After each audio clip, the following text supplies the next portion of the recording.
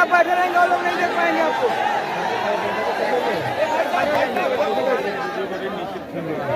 अभी government sir ने बहुत अच्छी बात की कि आपकी लाइफ में एक उद्देश्य होना चाहिए।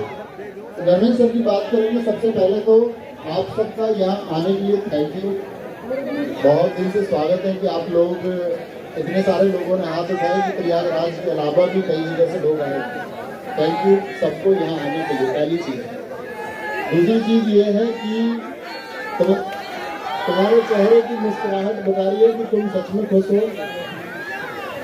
तो एक बार हाथ ऊपर उठा के बताओ कि मजा आया है सबको देख के। तो जितना मजा तुमको आया उतना मजा हम लोगों को भी आता है हमेशा। कि आप लोग जब भी कभी कोई इवेंट की डेट रखी जाती है कि हम यहाँ आएंगे, आप सब लोग अपना प्यार देते हैं, उसके लिए बहुत सारा थैंक यू फिर से। हाँ, मेरी बात तो सुन लो, फिर मैं तुम्हारी बात सुनूंगा। शायरी सुन लो, शायरी चलो तुम्हारे लिए सुनाता हूँ कुछ, 10 मिनट के लिए सुनाते हैं कुछ। बचपन के एक गरीब बच्चे से शर्त लगाई है, और तुम सब बहुत मेहनत करोगे।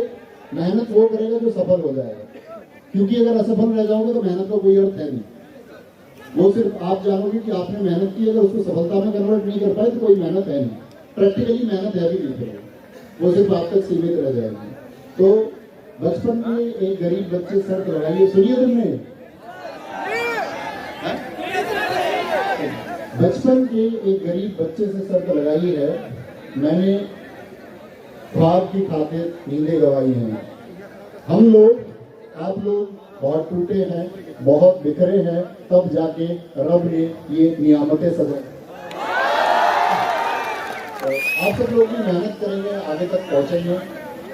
देखो, मैं धर्मेंद्र सर की बात को कंटिन्यू, ऐसा नहीं यार, देखो सुनो, अब तुम एक बात बताओ, कैटरिंग में कैब को तुम टीवी पे देख रहे हो, अरे ऐसे थोड़ी तुम कैटरिंग कैब से निकल के हमारे कमरे में आ जा, दिखते भाई तुमको ये क्या कर रहा है, इधर आ जा, ऐसा मत करो भाई।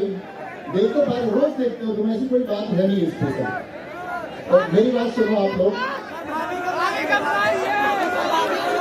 भाभी को मुझे पता नहीं है, अमर सर ने इतनी बात बताई है कि सामने बैठ कर लोग बताएंगे भाभी कब आएगी, तुम्हें उनसे पूछना चाहिए, मुझसे पूछते रहते हो।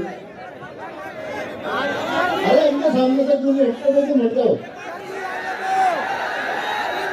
अगर मैं लगता ऐसा नहीं बता पाएगा।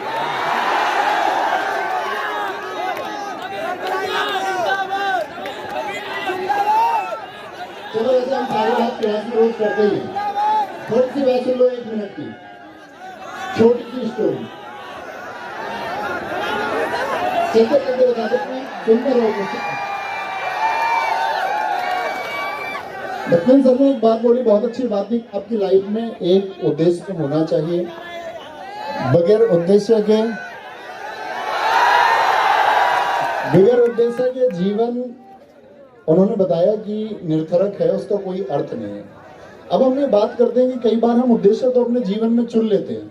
ठीक है, हमने एक सरकारी नौकरी का सपना देख लिया कि मुझको यूपीएसआई की परीक्षा पास करनी है, मुझे आरओ की परीक्षा पास करनी है, मुझे SSC GD, UP police constable या बाकी किसी एग्जाम को, दिल्ली पुलिस को मुझको पास करना है। ये उद्देश्य ठीक था, मैंने चुना भी ठीक। मैंने आर्ट के कोर्स को भी ज्वाइन कर लिया, किसी और प्लेटफॉर्म के कोर्स को मैंने ज्वाइन कर लिया, यानी मेरी शुरुआत ठीक थी। लेकिन मैं उसको फाइनल तक क्यों नहीं पहुंचा पाया, सबसे बड़ी बात ये है। तो मैं धर्मेंद्र सर की बात में एक बात और जोड़ना चाहूंगा कि उद्देश्य के साथ में आपका डिटर्मिनेशन यानी कि दृढ़ संकल्प होना जरूरी है। और दृढ़ संकल्प कब आता है, उसका छोटा सा तरीका, बात ये नहीं कि आप चीजों के बारे में जानते हैं दृढ़ संकल्प क्या है, बात है कि आप अपनी तैयारी में उस दृढ़ संकल्प को ला कैसे सकते हैं। दृढ़ संकल्प लाने का सबसे अच्छा तरीका, देखो मैं तुम्हें बताता हूँ। दरअसल में हम लोग जब ग्रामीण परिवेश के लोग हैं, या मीडियम फैमिलीज हो, या निम्न वर्ग के जितने भी परिवार हैं, दरअसल दौर में हमारा सपना नहीं होता, उस दौर में किसी और का सपना होता है। या तो वो हमारे माँ बाप का सपना होता है, या हमारे किसी फैमिली मेंबर का सपना होता है कि हम लोग ऐसा करें। क्योंकि दोस्त, जब हम लोग पैदा हुए तो आप लोगों को नहीं पता था, मतलब आप कौन है, आपकी जाति क्या है, आपका धर्म क्या है, आपका देश कौन सा, आपका जब आपका जन्म हुआ, मैं ये कहना चाह रहा हूँ कि आपकी आइडेंटिटी आपको नहीं पता था कि आप हैं कौन। धीरे धीरे आपने सब लोग, जो लोग भी उम्र में बढ़ते रहे, उन्होंने सब लोगों ने यही जाना कि हम लोग हैं कौन। यानी कुछ चीजें हमारे ऊपर थोपी गई, जन्म हो, जाति हो, धर्म हो, किसी भी बहुत सारी चीजों को हमारे ऊपर थोप दिया गया और हमको ये बोल दिया गया कि हमको इसके साथ जीना है। जैसे आपके मोहल्ले में किसी की सरकारी नौकरी लगी तो उसकी चर्चाएं सुनी किसी बच्चे की, तो मीडियम फैमिलीज में एक क्रेज चला कि भाई गवर्नमेंट जॉब की तरफ हमको जाना चाहिए। उसका सही पक्ष ये भी है कि आप लोग व्यापार नहीं कर सकते, क्योंकि व्यापार के लिए जो पूंजी चाहिए वो अक्सर हम लोगों के पास शुरुआती दौर में नहीं होती।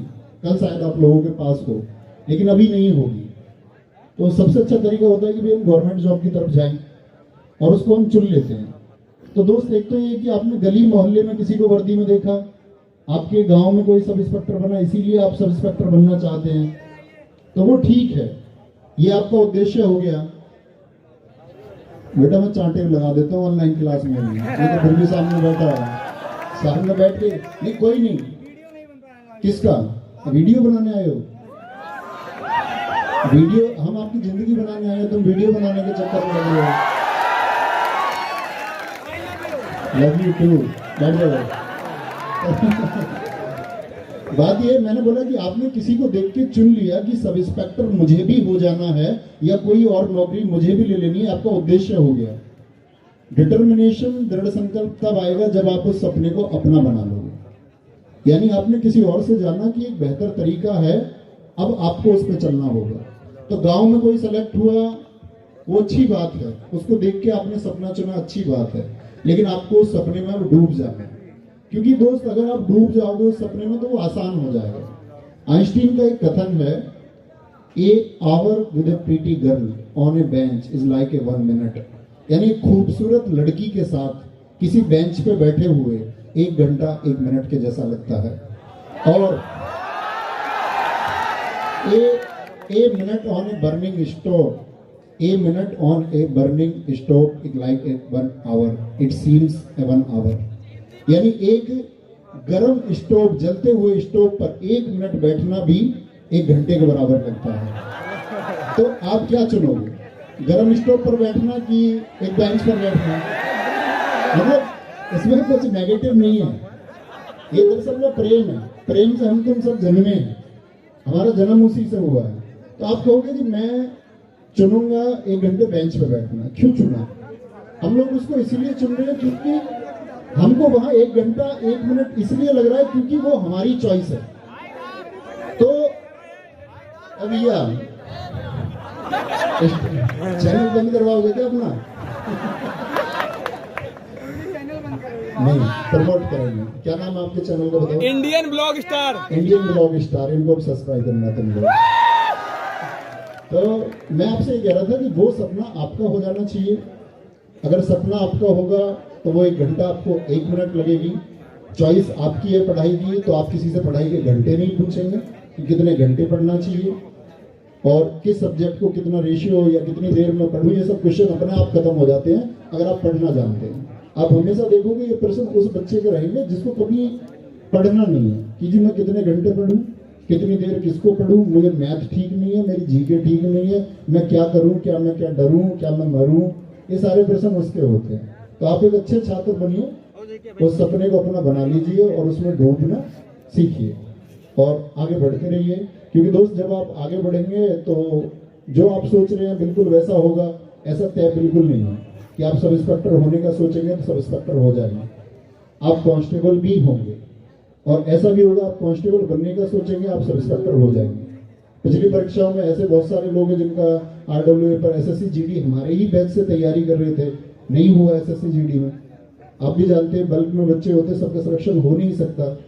लेकिन ऐसे कितने लोग थे बाद में जिनका UPSI भी क्लियर हुआ, कितने लोग थे दिल्ली पुलिस कांस्टेबल पास नहीं कर पाए, आपका बाद में UPSI उनका हुआ।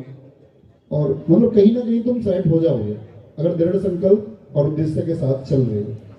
क्योंकि आप लोगों को बात यही कि आप सब कुछ जानते हैं कि हारना नहीं है और जब आप आगे चलेंगे तो योजनाएं बनती चली जाती हैं, वो आपको राह खुद दिखती चली जाएगी। कोई बताएगा या मैं कुछ बता के जाऊंगा कि भाई इसका फॉलो करना है तो